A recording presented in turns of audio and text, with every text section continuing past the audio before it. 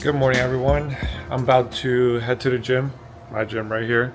And today's video, I want to break down 7 things that Balkan people do wrong while they live in America. And personally, I feel like those 7 things are the things that are holding them back from being successful.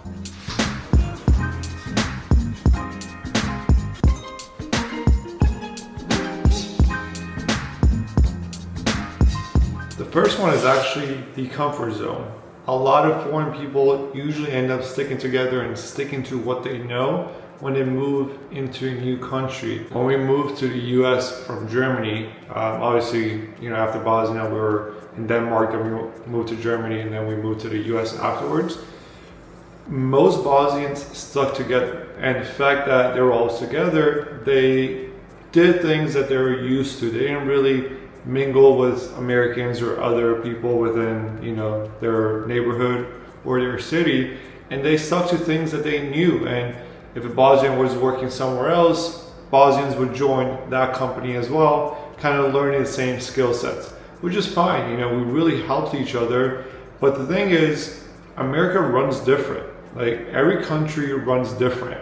And if you're gonna stick in the system that you're used to, maybe the way of life in Europe, you're not gonna do so well here. For example, in Europe, it's okay to have fun and kind of mingle around and have coffee and have leisure time. But here it's different. You don't have leisure time. Here, it's always a grind. You're always pushing. You really need to improve your skill set. Sometimes you need to go apply for a job that you're not ready for, and that's how you level up in America.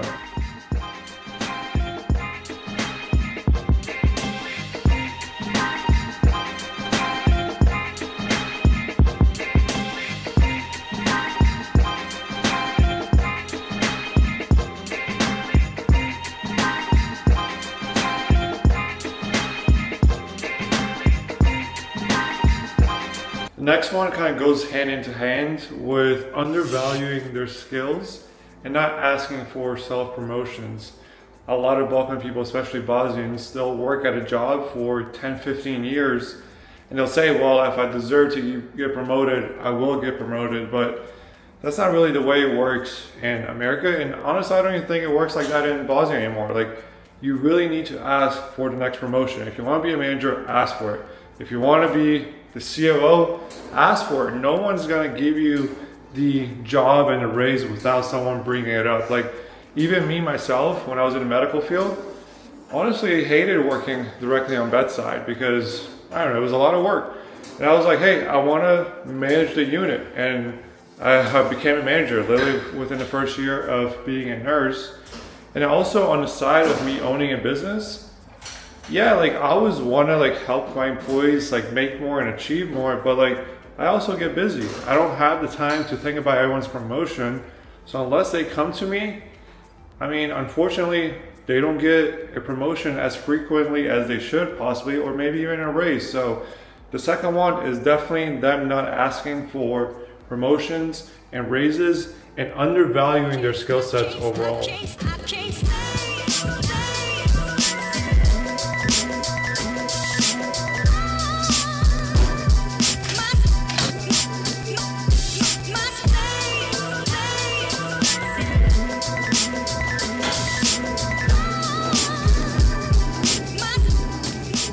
The third one that I personally struggled with was asking for help. Initially, when I was starting my business, a lot of times as a Balkan person or as a foreigner, you're kind of forced to do things yourself. You're kind of taught that everything that you need to do yourself. And you're also taught that a lot of people out there that are, providing help are scams, which is true. There are a lot of scammers out there, justifying themselves as coaches. But you do need to realize that you have to put your ego down in America, and you need to ask for help.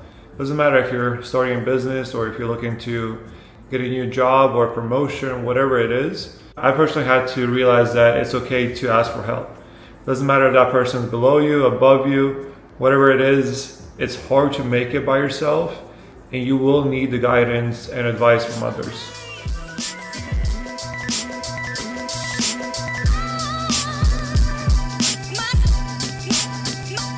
Commissioner!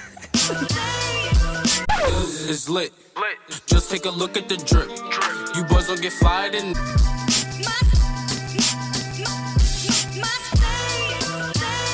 It's time to get some protein in.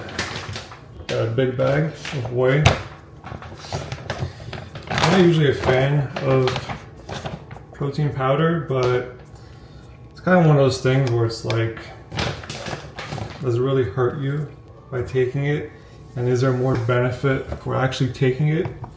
Because with me, I eat clean, and to get like 150 to 200 grams of protein, it's very hard. So, I mean, I'll risk it for the 25 grams of protein that I get here. But the next one that is also very big for me is the language barrier. So,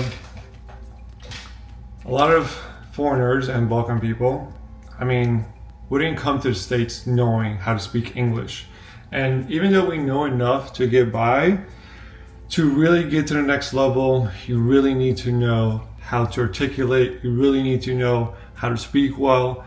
And I mean, I kind of learned this myself. I always struggle with speaking. I mean, personally, I didn't start speaking until I was like 4 or 5.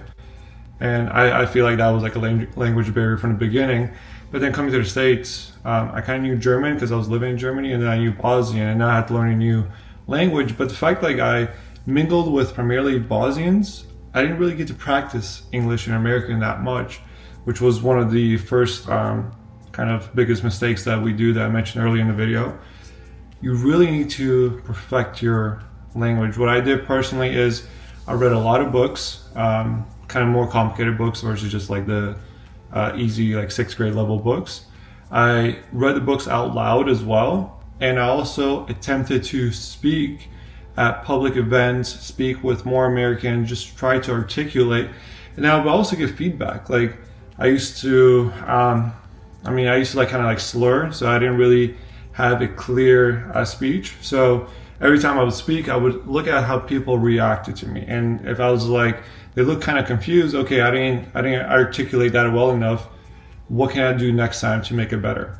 And I think just over years of practice and like mouth practice and exercises and learning these more complex and high grade level words, and also working on my accent, I feel like that allowed me to kind of do well in my space, especially in the business world.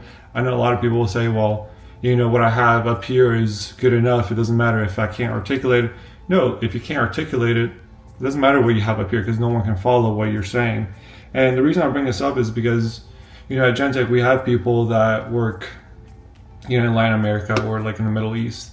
And some of them have potential, like they really have potential to level up in life and within our company and get the promotion.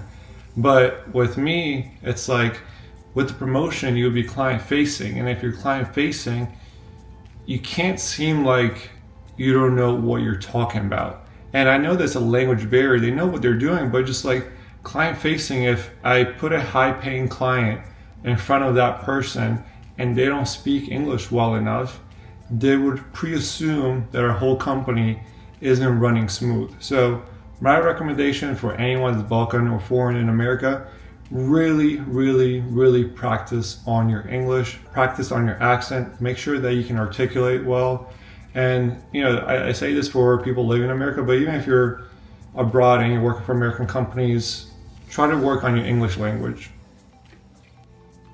The next one that I found to be a big changing factor in my life is taking more risks. So our parents took a risk moving to America, but I feel like they don't consider it a risk because they were kind of forced to. But then they kind of stopped taking risks. I mean, my mom did own a Bosnian bar / coffee shop, and that was a risk. Like she bought into it and then she owned it. She owned it for roughly, I want to say like almost 10 years.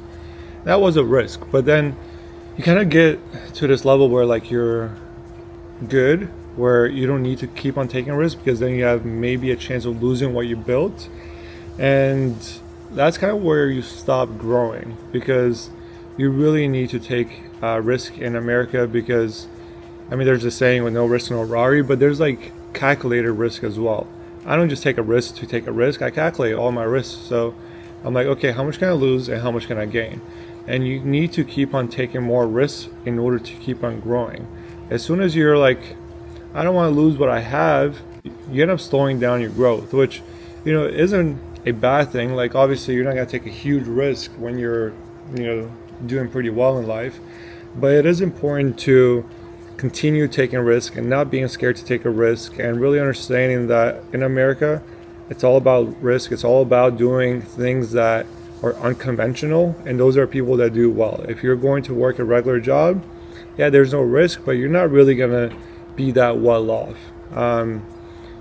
I mean, the people that I see doing really well, and I have a lot of Albanian friends, all of them have businesses. Like, that was all risky. They own car dealerships, they own restaurants, they own hookah lounges, they own like a lot of different things, and they're well off because they take risks. Like, are they smarter than Bosnians? I mean, I'm not saying they're not smart. Like, we're all pretty smart, but it's like, how come they can live so well off and drive super nice cars and live in these big homes while we're always kind of getting by in life? And I think the fact that they take risk and we don't is the biggest reason that they're doing well. And a lot of the moves that I took in life are the reasons where I am today. Moving to Tampa was a risk. Leaving all my friends and my mom behind was a risk. Me quitting medical field was a risk. A lot of things in life are risk. You just need to make sure that they're calculated and make sure you keep on taking them. I can't stress that enough, because I wouldn't be where I am today if I didn't take a few risks in life. The next one that I really focus on, and I feel like more Balkan people need to focus on in order to be successful in America, is self-branding.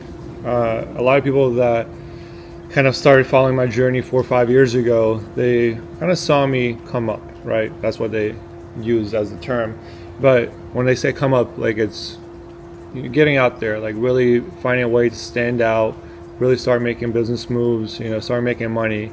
And a lot of that was due to my self-branding. So when I came to Tampa, it was a clean sheet. Like, no one really knew me. I could be whoever I wanted to be. And back in Jacksonville, I was considered Alma's son, which is my mom's name, and that's how they knew me. And they knew I was in the medical field, and they knew I was this, respectful and respected young little kid. I was always smart, which is fine, right? Like, they kind of built this identity, and I had to kind of live in that identity. And then moving here, I was like, okay, forget all of that. I want to be someone else. I wanted to be a business owner, someone that's reckless, someone that is flashy, that doesn't really care about, what other people think. Not in a bad way, but I was like, I really want to find a way to stand out.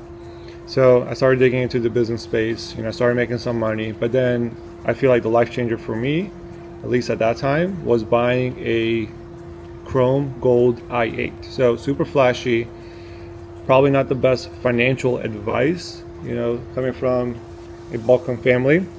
They would say, oh, why would you spend 60K on a car, especially something that's not so reliable, so flashy and so forth. But I needed to find a way to stand out. And luckily at that time, Tampa wasn't that, fancy and that popular. So there weren't that many fancy cars, not like right now. And that gold i8 really stood out. Wherever I went, people were like, what do you do? Who are you? And I had my IG username on the side window on both sides. And I would always have people follow me on IG. And they would shoot me DMs. They're like, hey, what do you do? Can we work together? Like, what are you trying to do? Like, this is what I'm involved in. Do you want to get involved? And I had these like deal flow and like opportunities. And I feel like the fact that like I had that initially, I was able to play my cards the way I wanted. Like even Christian, like my business partner, he went on IG, looked up Business Tampa. I was all over that hashtag with my gold i8. He saw me in Ybor driving with the gold i8. Raw Media, I was pulling up to my house. He saw me coming out of my car. He was like, yo, what do you do? Do you need content? And over time, like a lot of these people that I connected with that are like my friends, business partners, or clients, or associates, whatever, happened from that gold i8. And that was 3 years ago, maybe 4. And I really stepped on my branding. Like, I bought shiny gold shoes. I had like black shirts with like gold writing, and I just found ways to stand out. Like even right now with the G-Wagon being neon, It's all about branding and finding ways to stand out. And a lot of times Balkan people will say, oh, well, what would that person think of me? Like, what will my friend think of me? What will my cousin think of me? What will my aunt think of me? It's like, who cares what they think of you? And, coming from me, at that time, I did have people say, shut your throat out. Like, why do you need that car? Like, what are you going to do with that? Like, why are you so flashy and stuff like that? And guess what? Like, most of the people, like, if they weren't a good fit from the beginning, like, they're not in my life anymore anyways. And the ones that did kind of doubt it, I mean, I can do a lot more for them now because I have more money and I have more resources. And it doesn't necessarily mean that they came from a bad place. Maybe they are just genuinely concerned. But just understand that without self-branding, it's very hard to make it in America. All right, so the last one I have for you guys, which was a big thing for me, when I started really getting into books and educating myself, I started reading a lot of self-help books, and I tapped into philosophy, and I was like, very interesting. And then I tapped into psychology, and I was like, this is the key. This is the key to getting whatever you want in life and being able to really not have any limitations, because at the end of the day, anything that you want in life is between you and another person. So if you're looking to buy a car, say the Lamborghini, and you're having issues getting financed because you never owned a Lambo, like that was the issue with us, right? Going from the average $30,000 car to $200K, you don't just get money from a bank like that. They want to vet you. And using psychology to convince the salesperson and a financial person and a bank to fight for you is how you get approved for a Lambo like that. Another way is putting a big down payment. But still, you want to get these people to believe that you will pay off that loan.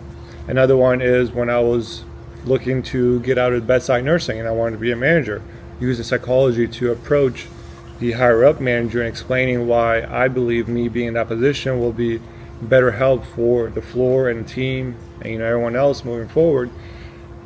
I realized that psychology allows you to utilize the resources that you have around you, which are primarily people, and being able to get what you truly want in life. And I think the reason most Balkan people don't utilize psychology is because it's still a pretty new concept. Like, they didn't really get taught this in school, nor does communism want to teach you on how to manipulate and use psychology on others, because they don't really want you to think outside the box. With Bosnian being under communism until technically like 95 or whatever, they didn't want you to really question the authorities. But in the US, everything is psychology. Everything's high level and low level of psychology when it comes to marketing, when it comes to the business space, when it comes to everything in life. Knowing how to work people, knowing how to get what you want, knowing how to manipulate.